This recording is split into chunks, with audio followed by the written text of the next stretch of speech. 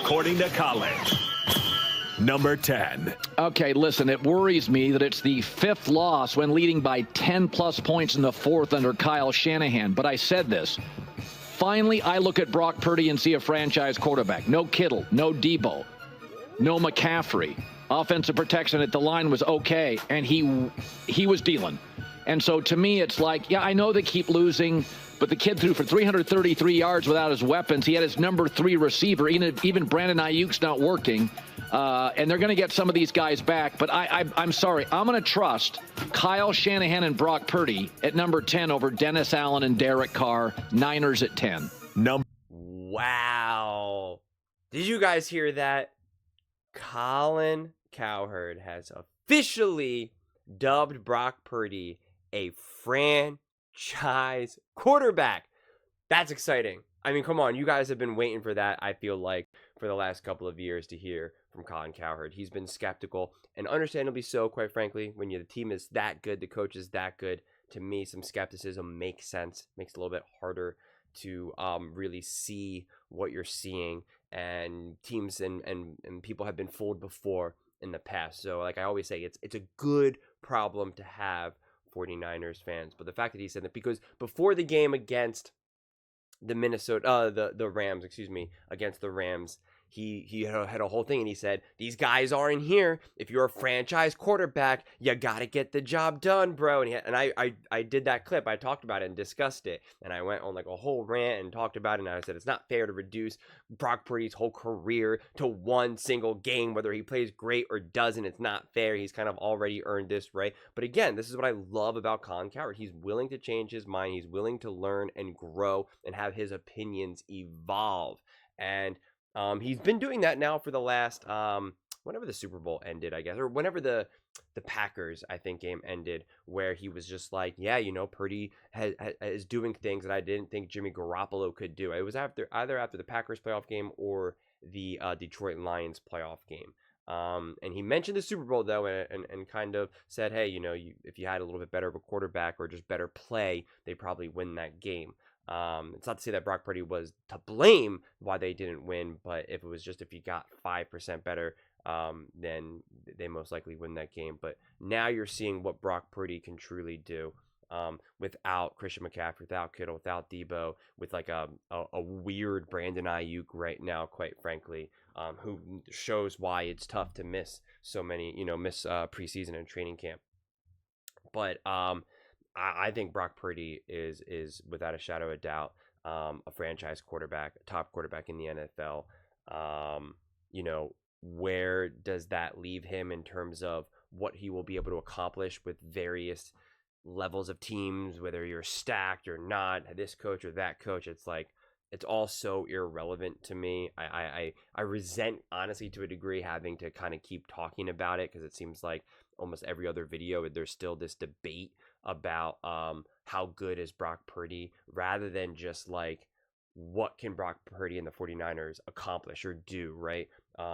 And then the truth is, though, we have these conversations about virtually all the quarterbacks, whether it's Dak Prescott, Josh Allen, Joe Burrow, Lamar. It's everybody but Patrick Mahomes, quite frankly. So again, I don't think 49ers fans can take it too personally, to a degree. Like I said, like I keep saying, it's a good problem to have. It just means that you're so highly respected. You're incredibly popular, so people want to keep talking about the 49ers and Brock Purdy, and that the team and the coaching staff is just so great that it becomes more difficult to evaluate the quarterback themselves, especially when a quarterback who was drafted where he was. But all that said, I think Brock Purdy has been, for the most part, putting on a clinic these first 3 weeks. I mean, he's just been playing great. I really, really do, start to finish. I know the record doesn't 100% prove that to be the case, but that's why I don't live and die by quarterbacks being a wins and losses being a quarterback stat, right? I think it's relevant to a degree and can be relevant, but like Brock Purdy did everything that he could have to have put them in a position to win that game, and they lost versus the Rams. It was just not on Brock Purdy. And then you can look at other quarterbacks around the league who made legitimate mistakes, consistent mistakes, multiple turnovers, fumbles, whatever it may be, and they still come away with the win, right? That's football. That's sports. That's the way it works. That's why I don't love just the wins and losses as like, see, this guy's 5-3. This guy is whatever and whatever in the playoffs. Like it doesn't always matter. Playoff wins are slightly different because a lot of times it does come down to, can the quarterback get the job done right in the moment that needs to be done. I think that's when wins and losses can be a slightly more relevant, but it also depends on who your team is, who your coach is, who are you playing, what are the circumstances. There's still a lot of other factors, but I'm happy that Brock Purdy is finally officially crowned a franchise quarterback, a bona fide starter, not just a product of his team or his coaching, the weapons, the culture, the whatevers, that he is a legitimate bona fide starting franchise quarterback and a top quarterback in the NFL. And that's why, I think it's great. I mean, think about it. The 49ers right now are a top 10 team, even though they're injured. And I think top 10 is fair because they are injured, right? You're going to be better with Christian McCaffrey, Debo, Kittle. So it makes sense, right? Losing to the Rams, the top 10. And I think I actually put them a little bit higher. I think I still put them at 7, even though with the injuries. And that's because of now we're looking at it as Shanahan-Purdy duo, right? A lot of times it was like, what can Shanahan do with Purdy? It was more of the sense of like Shanahan is the main coach, and kind of like what we're seeing with like Matt LaFleur and Malik Willis, right? Not as much as that because Malik Willis is obviously a straight up backup quarterback, or at least he was, who knows now. But it was just seen as like, we didn't see the Purdy and Shanahan as this like equal duo, right? This like equal footing. And now it seems like it's just like, yeah, like Colin said, I'm going to trust the Shanahan Purdy, like what they're going to be able to do together. The McVay Stafford, the Andy Reid Mahomes. Like we're now looking at Purdy Shanahan as this two-headed person right here. And again, that's a great place to be in. And that puts you in a top 10 team, and that will put you to make you a competitive team for years to come. It's adding the complementary pieces. Imagine if the Rams could just get imagine if the 49ers could just kind of elevate defensively, right? I mean, imagine if they were fortunate enough to have a coordinator like Spags or someone like that, or Brian Flores, or, someone who's really making moves defensively. I just imagine what the 49ers would look like, right? They obviously could put up points, run up the score, and they can stop you. I mean, it would be game, set, match in a lot of ways. I don't even think really the issues that they're experiencing right now is all on offense right now. I think we're slightly going back in the pendulum swing where, right, for the last however many years, it's been so offensively driven and it's been so pass heavy. And now defenses have gotten better at stopping the pass. They kind of caught up to such, to the new rules of the NFL, and just how teams need to be constructed, how defenses need to be coached, and the game plans. And now passing is on the way down, and rushing is back up. And defenses are not only is the run game becoming more important than it was for the last however many years, but also now defenses are becoming more important. And we saw that, honestly, the best example of that is the Kansas City Chiefs winning the Super Bowl last year, and we're seeing the importance of that, right? And I think if anything, that's probably where some of the bigger issues lie for the 49ers. I don't know if they'll be able to overcome that with such a high-powered offense. I believe they will. I believe they're full strength. We haven't seen them full strength yet, right? Week 1, we didn't even get them full strength. So I think when Christian McCaffrey comes back, Debo, Kittle, and everyone else, I think this team will be just as high-powered as it's always been. Honestly, I really, really do. I think they'll be a true top contender in the NFL. They're obviously always well coached, obviously always well prepared, and they're just absolutely not a team that you're going to doubt. You're just not. And Brock Purdy continues to grow, and I think in this situation, it's actually kind of a blessing for multiple reasons with some of the big names going down. Because one, Brock Purdy now starts to really build confidence in himself, which he needs. You always are going to continue to build confidence in yourself, right? Even if you just win a Super Bowl, there's still a part of you, and I promise you, even Patrick Mahomes dealt with this, where it's like, was that Super Bowl a fluke?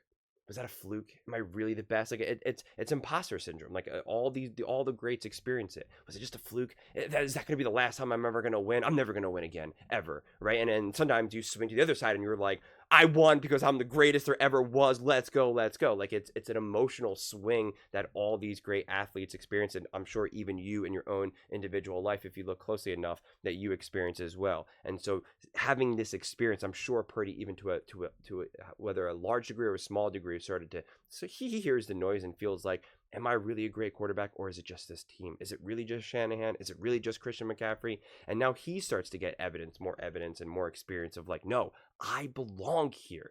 I am just as important to this team as any of the other big names that this team has. And he can start to feel it and build off it. And Shanahan can trust it. And the rest of the team can trust it as well, right? The Kittles, the McCaffreys, all these guys, they can start to feel it. You can tell when players, I don't want to say they see themselves better than the other players, but they know their importance to the team. And you can see it's so great when you see other great players and they're looking at the other players, and you can see that there's a true mutual respect. It's the true feeling of like, we need you. We are together. It's us that are leading this team, not me and you're just kind of an extension of that. You can see that. You can see that whether it's basketball, football, baseball, like you can see it's very clear, at least for me to see. And I'm thinking that this is what Purdy is starting to be able to grow now within the 49ers locker room, right? Within the franchise as a whole. So I think these games, even though they haven't won, really, really, really pay dividends down the road.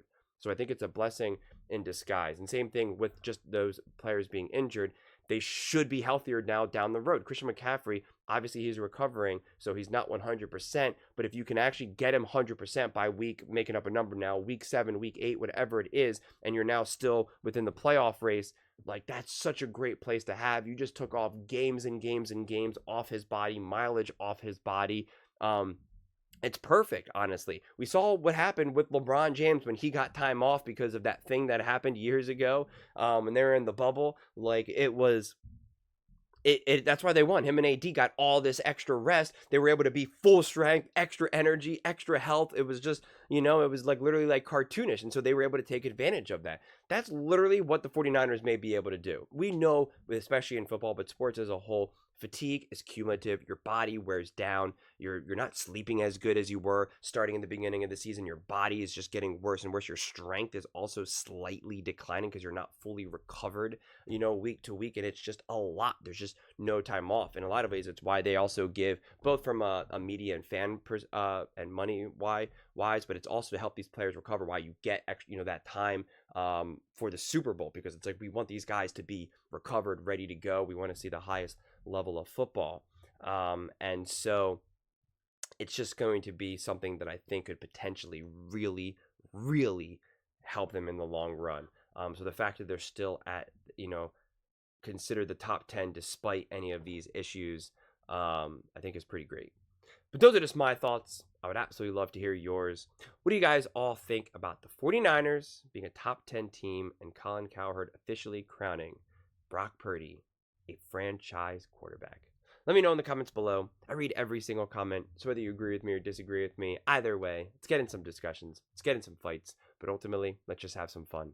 And please do consider subscribing. We are building an amazing community here, and I would absolutely love to see you part of it. I want to build something that we all genuinely feel connected to, something that we're really excited to be part of. I think we're well on our way to doing it. And please don't forget to give this video a thumbs up, as it really does help with the visibility and the algorithm. Thank you so much, and see you next time.